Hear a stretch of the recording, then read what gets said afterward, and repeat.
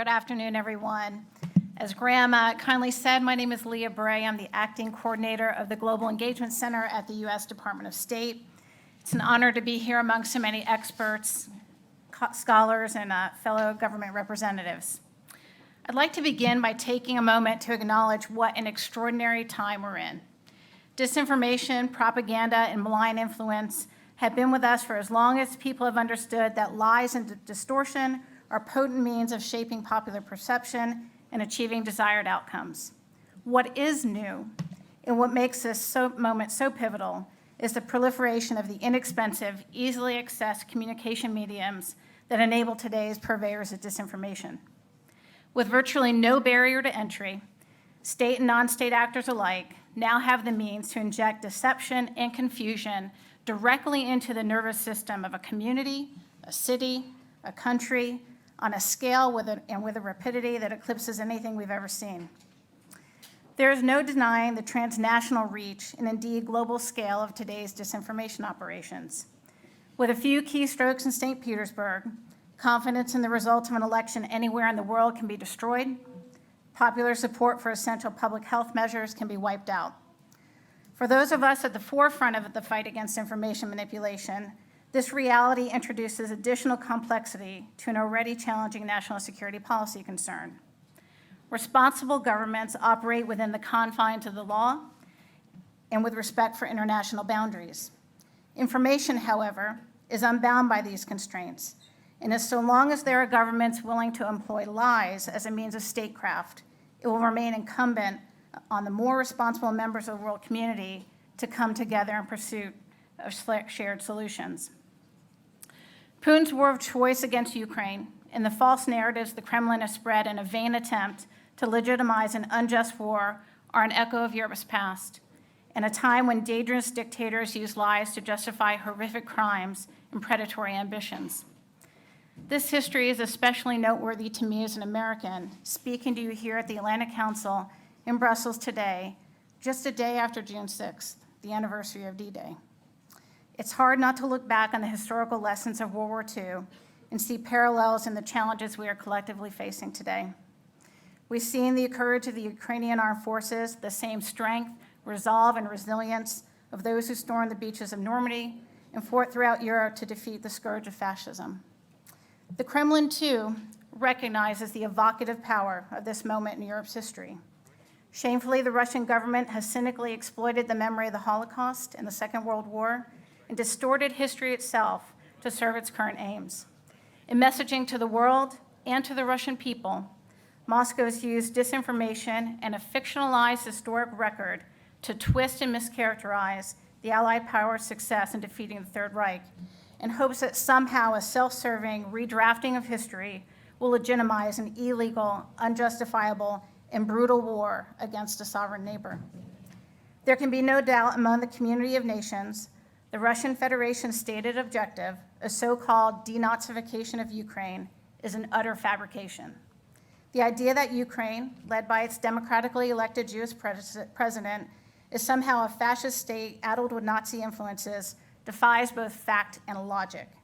To the contrary, as we all know, Ukraine is a proud, multi-ethnic, multi-faith democracy, yet the Kremlin and its proxies continue to promote this and other lies.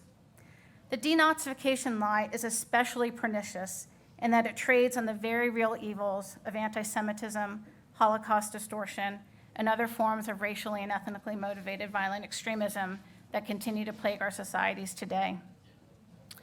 The outrageousness of these narratives and their centrality to Putin's war against Ukraine illustrate the depth to which command over the information domain has become as essential to the Kremlin's achievement of its geopolitical goals as dominance in any traditional military domain. But the Kremlin's disinformation is not limited to Ukraine, and its target audiences are not limited to Europe. The Kremlin's disinformation activities present an ongoing challenge to democratic societies across the globe, and to effectively counter this disinformation, it's important we recognize it when we see it and understand and expose these malign tactics for what they are. We know the Kremlin is using official government communications, state-funded global messaging, cultivated proxy sources, weaponized social media, and cyber-enabled disinformation to influence the societies of both its perceived friends and foes. This activity is not limited to official government entities, of course. We are keenly aware of the activities of Kremlin-linked actors like Yevgeny Prigozhin, Konstantin Malafeyev, Alexander Malkovich, and Alexander Dugin to finance and operate pro-Kremlin disinformation outlets and troll farms. We have seen this especially in the activities of Yevgeny Prigozhin's Project Lakta and its Lakta Internet Research, or LIR, troll farm, formerly known as the Internet Research Agency. Project Lakta is a known practitioner of the disinformation for hire model, in which troll farms and other social media operations are outsourced to third parties in order to obfuscate who is behind and benefited by the messaging campaign.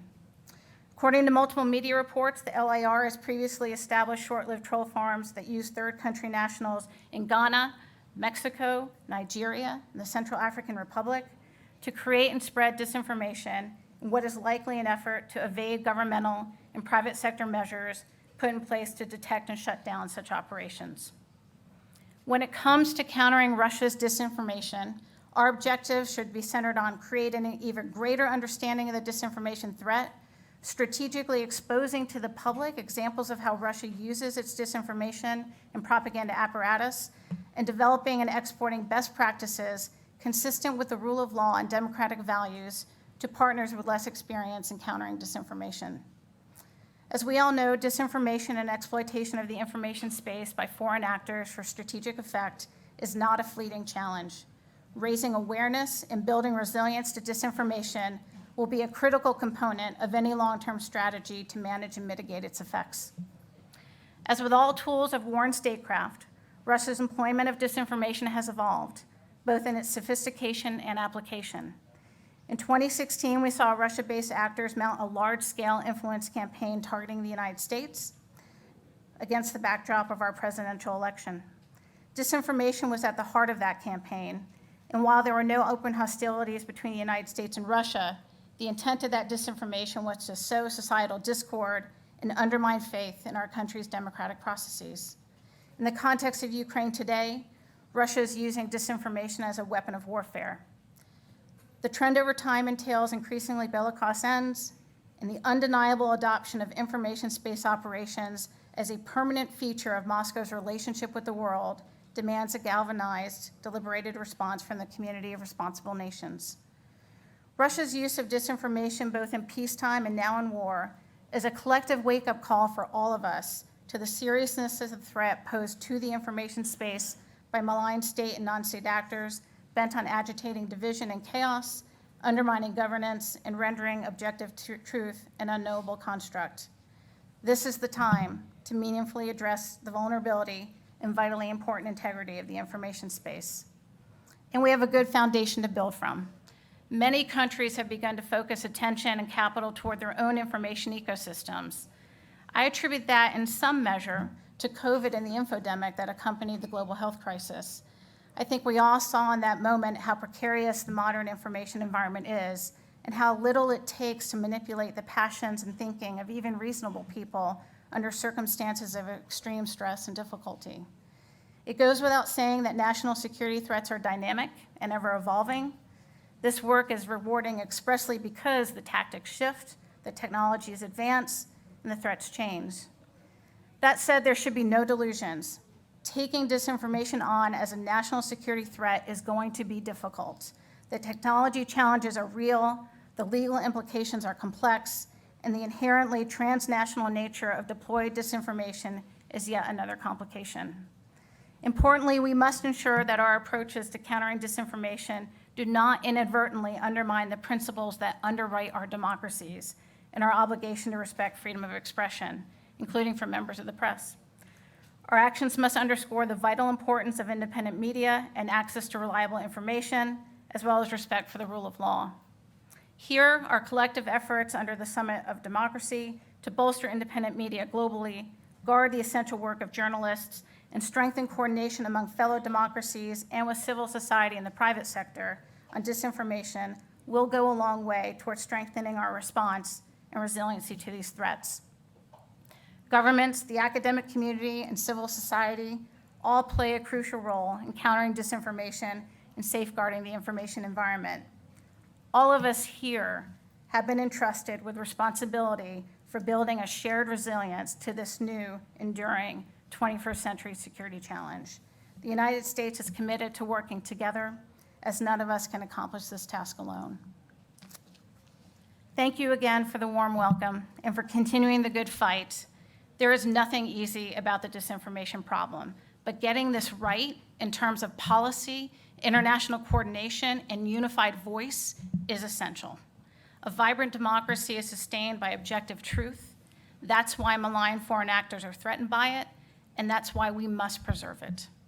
I look forward to hearing from the experts on the panel. Thank you again.